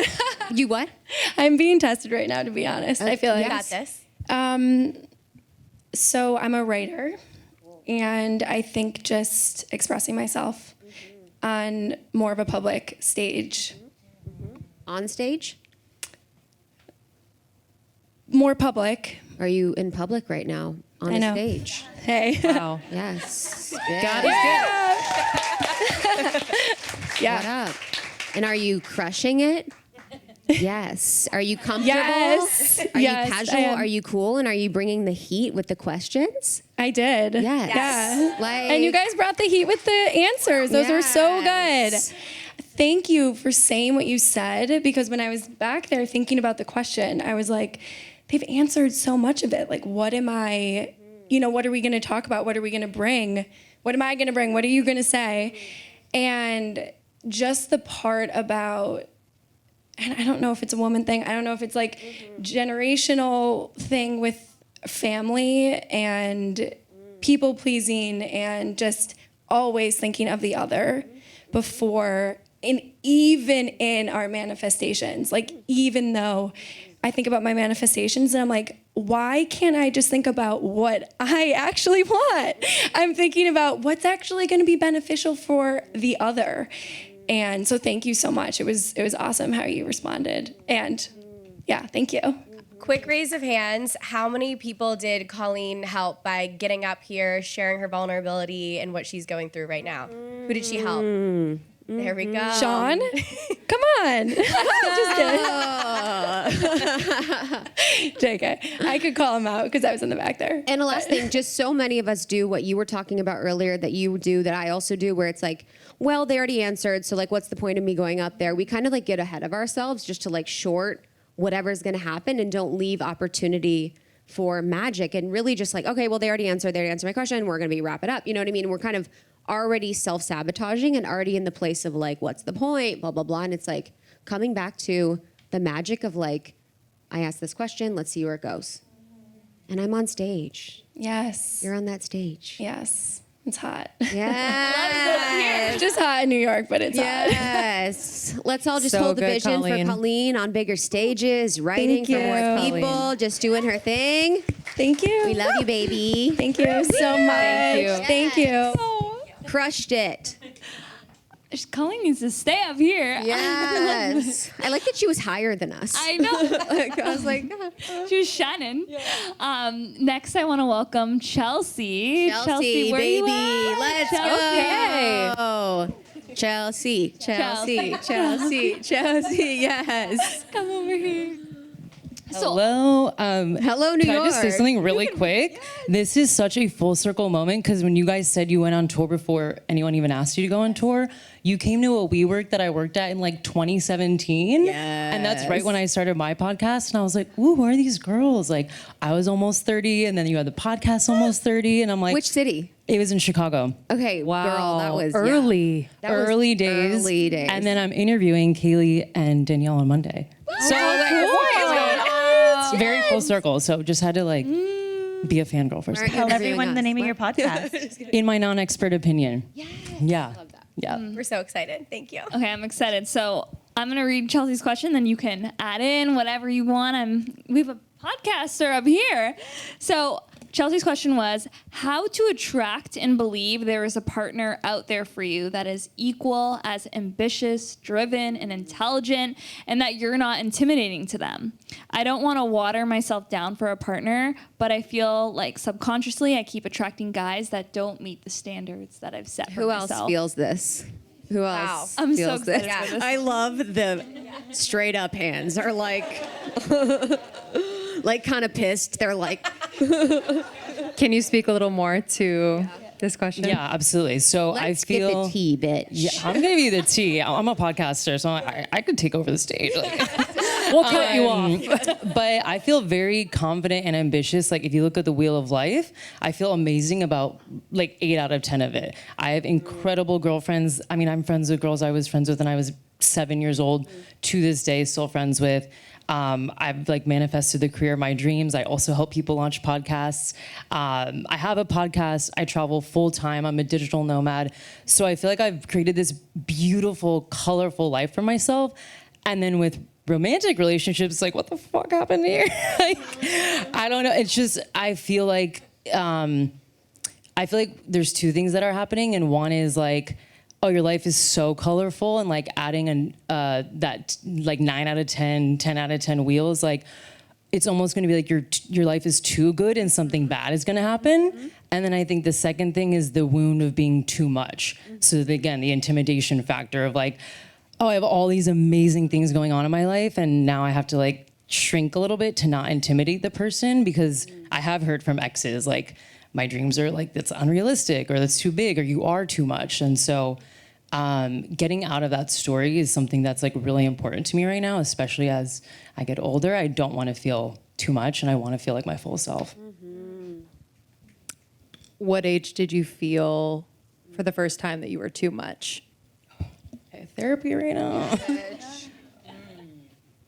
Probably in my mid-20s, especially when I started my podcast, I was like, on a high. I loved it. I felt so expressive.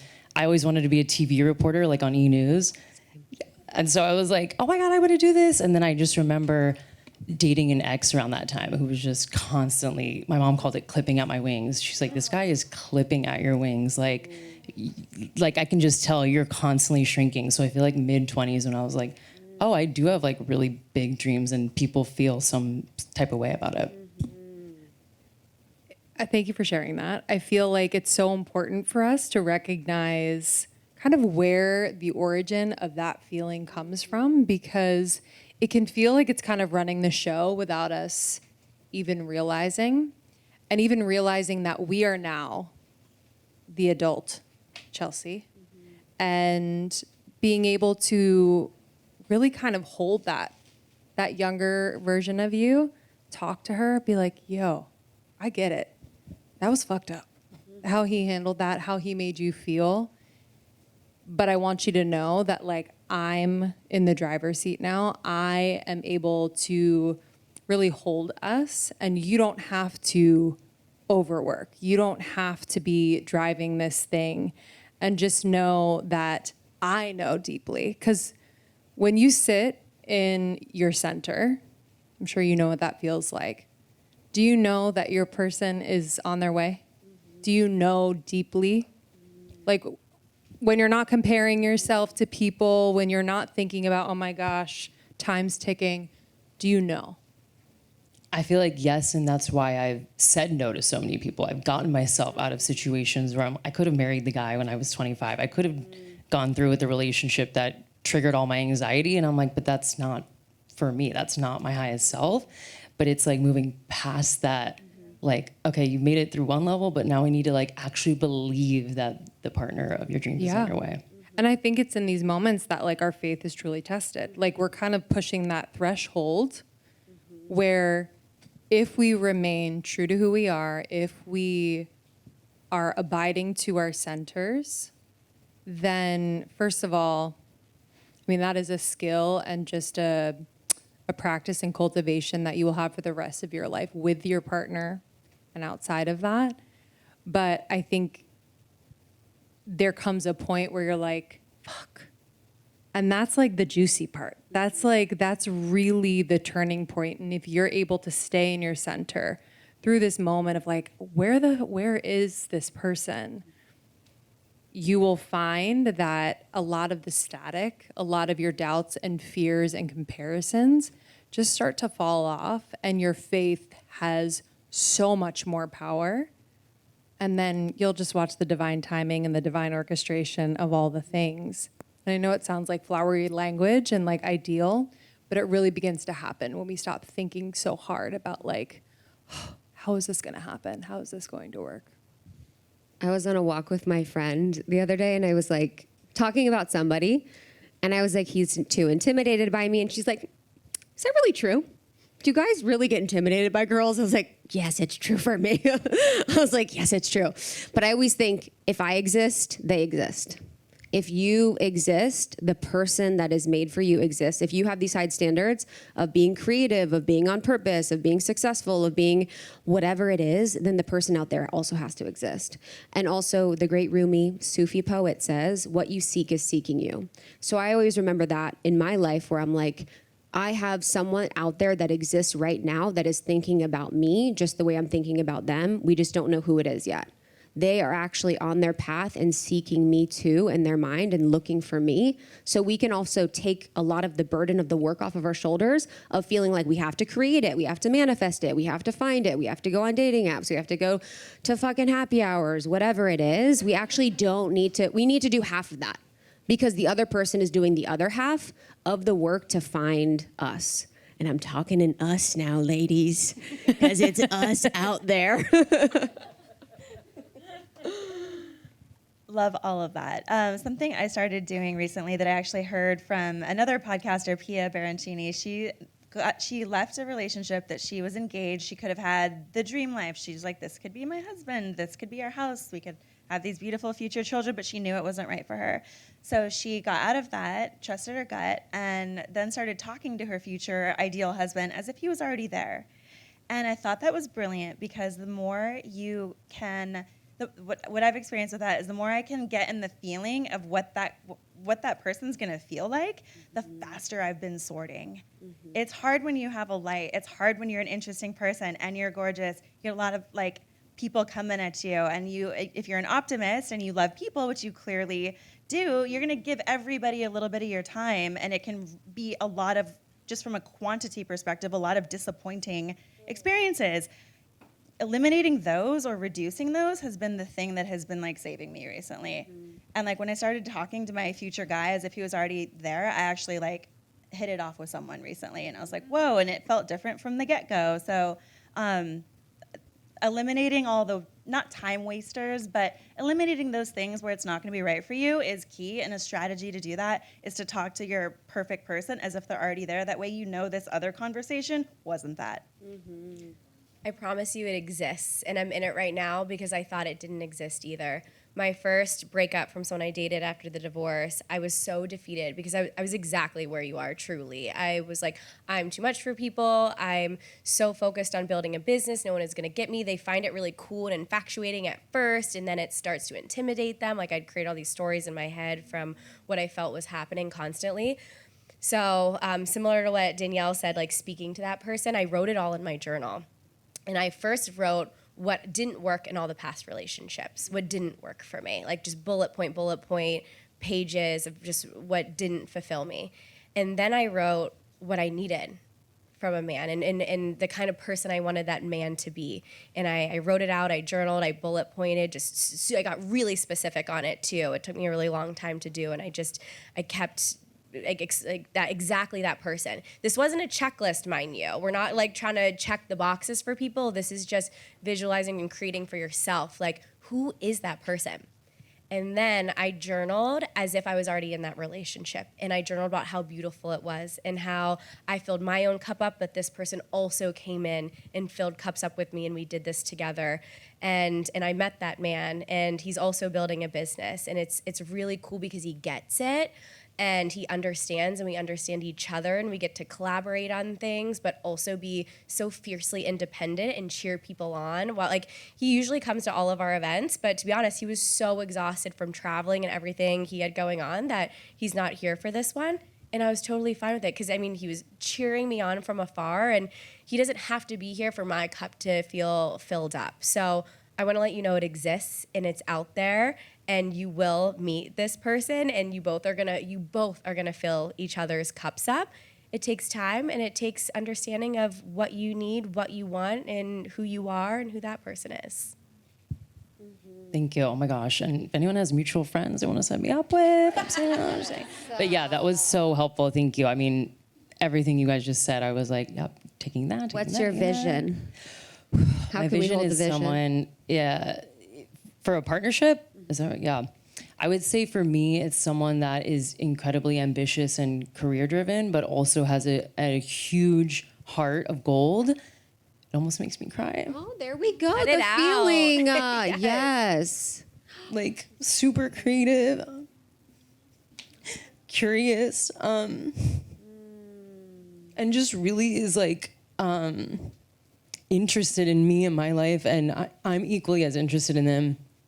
Hold on, let me gather myself.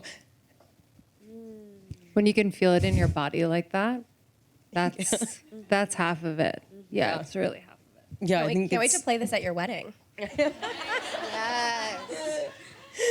Yeah, I think that's it. It's like I don't even know that I've really ever expressed it out loud, and especially in front of a group of people. I think that's why it feels so emotional. So yeah, I think someone who's just creative and open and curious and loves to travel. Like there's just when I think of the words, it's like colorful, vivid, and big. Like that's what I want. Woo! Thank you for sharing that. Thank you. Well, watch this man be upstairs waiting for you after this podcast. I don't know. Soho meatpacking, I'm not sure. Just kidding.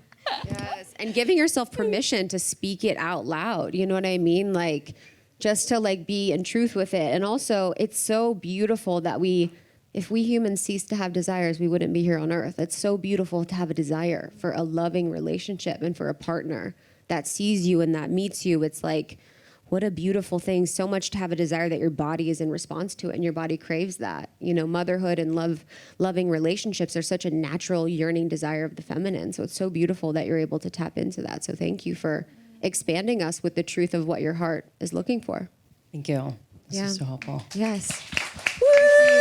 Thank you. You can hang if you want. I am so grateful that this is recorded and this is going to be out on the Almost 30 podcast. So everyone who was not at this live event can re-listen to it, and everyone who's here can play it on repeat because I know I'm going to. Thank you so much to Kayleigh and Danielle. You can go to ClearSTEM on Instagram, ClearSTEM Skincare. You can find Kayleigh on Instagram at Kayleigh Christina, and Danielle is Danielle the Acne Guru. And thank you to all of you for listening to the show. Make sure you're subscribed. It means so much to us. You can find us on all the platforms, including YouTube. So there's a video of this as well if you didn't catch it. And thank you to our sponsors. You can find all discount information in our show notes as well as on almost30.com. All right, y'all. We'll see you on the next one. We'll see you soon. Bye.